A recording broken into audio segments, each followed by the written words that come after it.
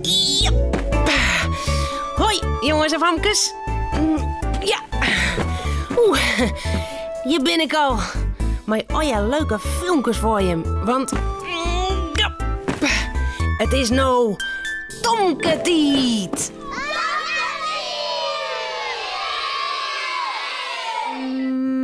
Ja. Hij me toch jet? Ik maak met Cornelia een week op vakantie. Maaie vleentuig. Maar dit is wel heel grut op zo'n vleenveld. Ja. Tomke mandje altijd bleer. Tomke meiding krullind heer. Meiding hoentje sabretaal. Harkje gauw naar dit verhaal. De vleermachine. Tomke en Cornelia zullen op vakantie. Maar de vleermachine naar een heel vier laan, naar Curaçao. Daar is het altijd lekker warm. Maar eerst moet ze naar het vleenveld. Recien, heb ik alles? Mijn koffer, Tomke zijn kofferke, mijn paspoort. Ja, was maak ik net mee. Mijn beurs met de pinpas en wat geld. En mijn telefoon. Ja, ik leer dat ik alles ha. Is het ook klaar, Tomke? Ik ben al lang klaar. Nou, gaan we nou?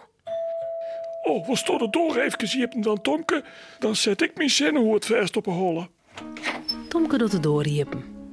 Op een stoepen staan Janna Joe en haar heid. Zij zullen Cornelia en Tomke met de auto naar het vleenveld brengen. Hoi, Tomke. Heb je zin om de vakantie? Ja. Wist wat ik in de vakantie dwam, maar Janne Joe? Visken besjen onder water. Dat kind, zei Cornelia. Maar je een snorkel? Nou, kom nou maar, Tomke en Janne. De auto staat al verder door. Maar z'n allen tillen ze de koffers en de tassen in de auto. Ja. Romke maar net maaien op vakantie. Die sliep bij Janne Joe thuis, in de koer. Na een heel skoft komen ze bij het vleenveld aan. Cornelia helpt een karke en zet daar de koffers en tassen op. Dan nemen ze afscheid Dag, Janna Joe. van Janna Joe en haar heid. Ze is goed op Romke passen. Ik zal Romke een heleboel brokjes aan. En mij een kuiwerje. Dat is goed. Ze zwaaien nog een keer. Hoi. Hoi.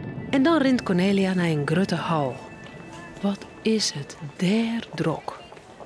Cornelia moet een vleenticketje aanletten en haar paspoort. En de koffers onder mevrouw aan.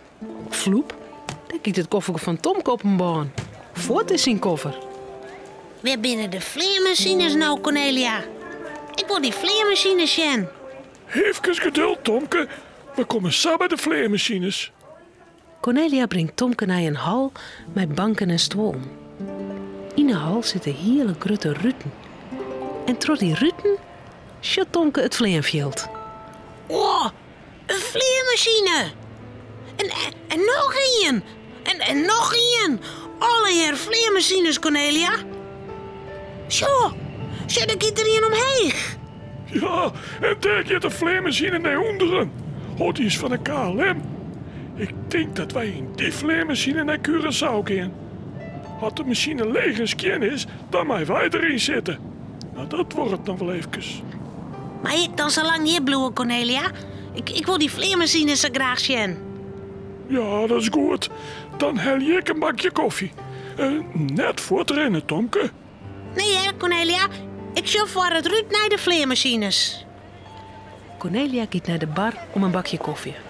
Oh, daar stiet een hele riege meesken voor. Tomke rent langs het Ruud. Wat is er een soort sjen op het vleenveld? Er riet een karken met al je koffers erop. Het liep het wel een treintje. Die zou de koffer van Cornelia en mij direct oplissen. Tomke rent verder de hal in. Er riet een politieauto door het vleenveld. Waar zou die nou in de keer? Verder en verder rent Tomke. Cornelia had eindelijk haar bakje koffie.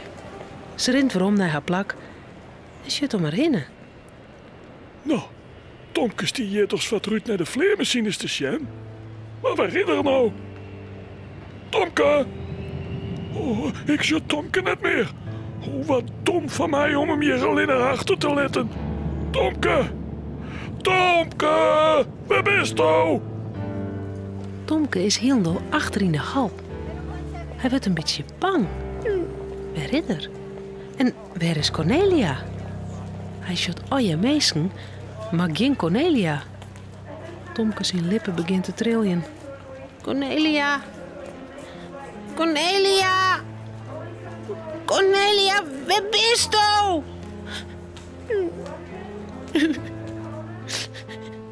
Cornelia gaat naar een manta met een uniform aan. Meneer. Oh, kan u mij helpen? Ik ben Tomke kwijt. Hij had 3 hierkens op een holle en een grierbroekje. De man praat wat in zijn telefoon. Ja, mooi. Ja, een van mijn collega's had zo'n jonkje Sjoen aan de eind van deze hal. Hij googelt en hij zei dat er Cornelia kwijt is. Ja, Cornelia, dat ben ik. Ja, meneer, dat is hem. Dankjewel. Oh, dankjewel. Cornelia rint ze het als ze kinderhal terug. En jaaier. Test je Tomke. Oh, Tomke. Tomke, waar zie je zo? Cornelia. Ik ben daar kwijt en toen moest ik ze goelen. Toen moest ik net voortrennen, Tomke. Dan kan ik daar net wegvinden. Maar ik zeg een kar met koffers en een politieauto en een vleermachine en... Oh, stil nog maar. Wij moeten zij de vleermachine stappen. Nou, jou met die hoorn, dan had ik die stier vast. En pas in een vleermachine let ik daar weer los. Ja. Een jaloere letter giet er een grote vleermachine de loft in. En in die vleermachine zitten Cornelia en Tomke. Fijne vakantie op Curaçao, Tomke en Cornelia. Romke, Cornelia en Tomke zullen sliepen. Het verhaaltje is nou uit. Voordat ze op haar bedje kroepen, jouwen ze die nog gauw een tuut. Ja. De kraai.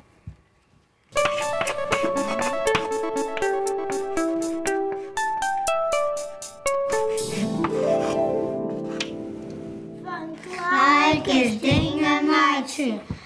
Dik of lang of plat of briek. Ik meidje 3 baltjes, alle gelijk.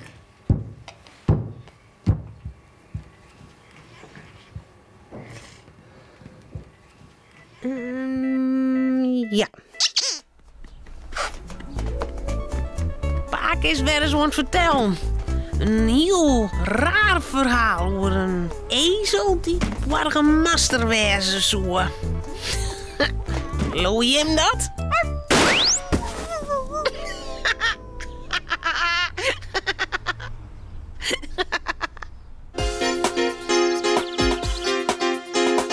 Pier en Mariekes jongezoon. Een jongen en een famke heel gewoon. Wat je thuis op boten door. Binnen krijgt leek als een oor. Maar toch had ze me klaar. Ja, heel speciaal.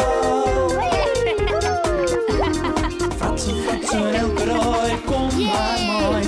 Fratsen, elke rij, kom maar mooi.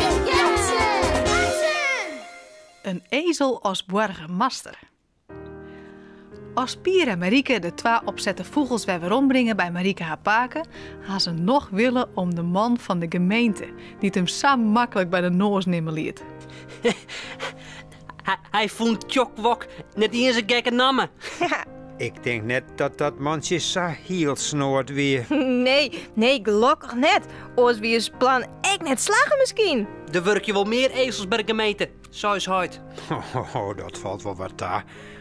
De meeste ambtenaren rennen goed liek. Maar soms is het weer. Ik ken wel een gemeente, daar hebben ze een ezel als burgemeester. Een ezel?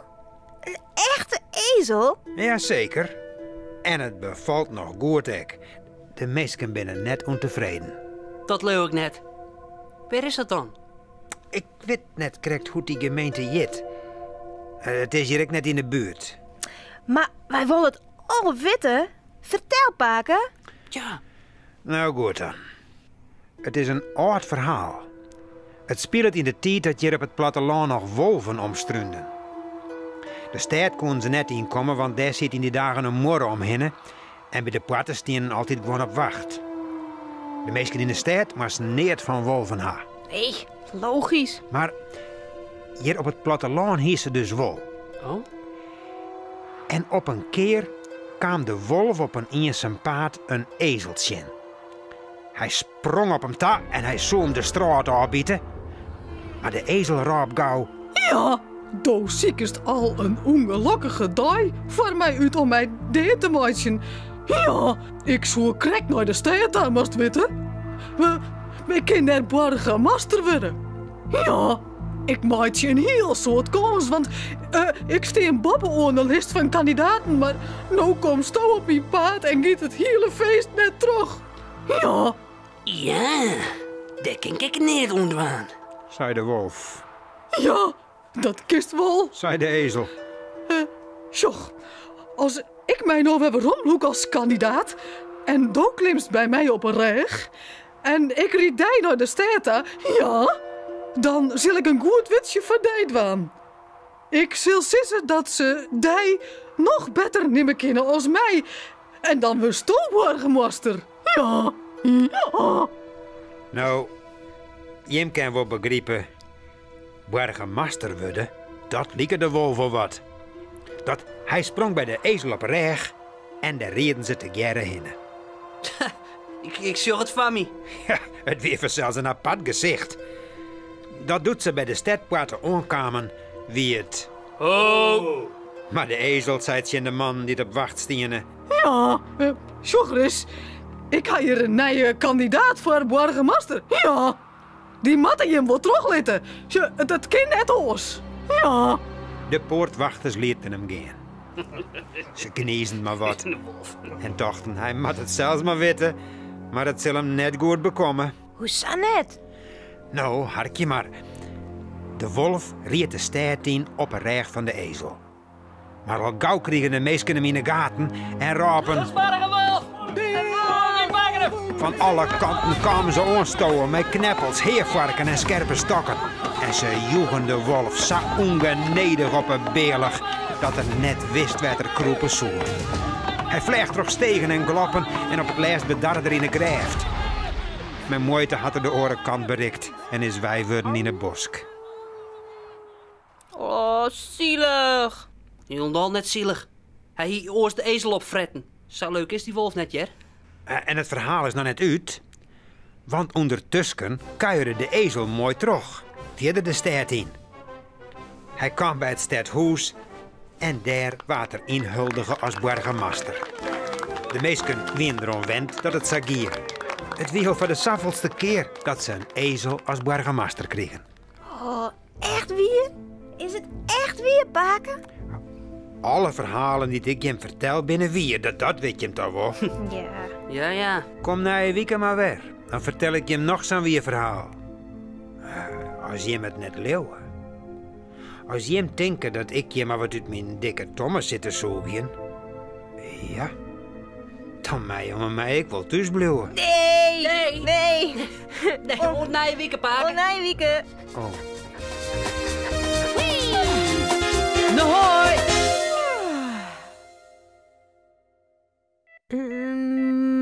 Ja.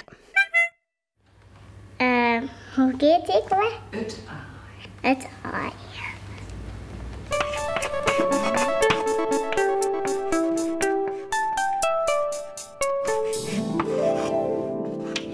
Een lekker eike. Een eike in de dap. Ik sla dat eike mijn lepel tik op de kap.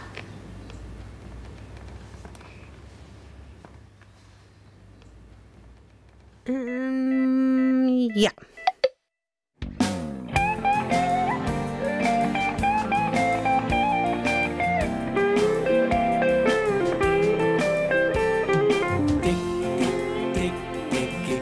Lekker aike, tik, tik, tik, tik, een aike in de dop.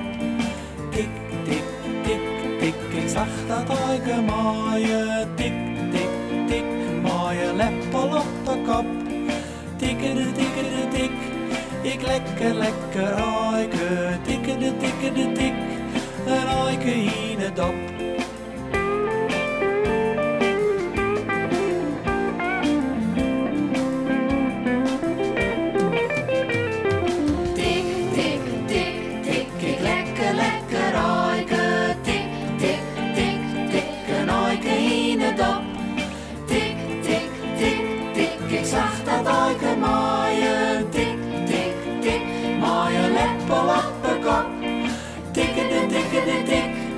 Lekker, lekker aike, tikkerde, tikkerde, tik.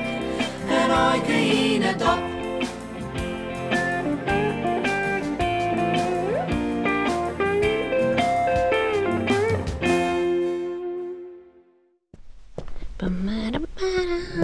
Oh, denk erom. Ja. Nou, dit wie het alweer. Omhoorn. Hoi.